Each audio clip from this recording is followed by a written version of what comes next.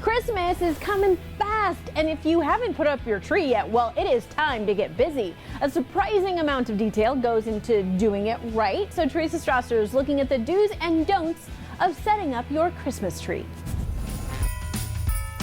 The tradition of Christmas trees comes from Germany, where they decorate with evergreen branches during the winter solstice. Eventually, they brought full trees into their homes, and as early as 1830, this tradition migrated to the U.S. It brings so many of us together, puts so many of us in the best of moods. John DeCosmo, president and founder of the Ulta Tree Company, gave us some helpful do's and don'ts when it comes to the holiday tradition, starting with artificial trees. The best style artificial tree, bar none, is the molded needle. The industry knocked off Mother Nature like she never thought she could be knocked off. That's the epitome of realism. But before you leave the house, don't forget to measure. 8-foot ceilings are quite the norm in the average house in the United States. And therefore, the 7.5 foot is the best selling tree. But just imagine an 8-foot height ceiling where you did an 8-foot tree.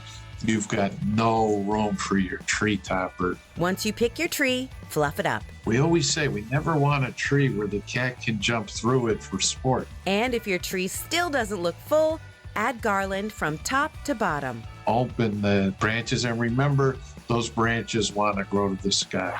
Next, real Christmas trees. If the merchant didn't do it for you, you'll want to cut about a 1/2 inch off the bottom just to make sure that sap has not clogged our waterways. Putting the tree in water will also keep it fragrant for longer. And if you're using old, large, incandescent lights, a la Chevy Chase in Christmas Vacation, remember, they're hot. Don't forget that just dries out your tree earlier. So dispose of yours by December 26th or New Year's at the latest. Lastly, Christmas tree lights. First thing, you've owned the set a couple of years, you're going to put it out. Let's make sure there's no broken bulbs, cracked sockets. However, if there is a problem, try products like the Light Keeper Pro for incandescent light set failure and the LED Keeper for LED lights. And when it comes to the amount of lights on your tree, 100 mini lights per foot is the recommended rule. And I always say if you're a Christmas fanatic, you can double that.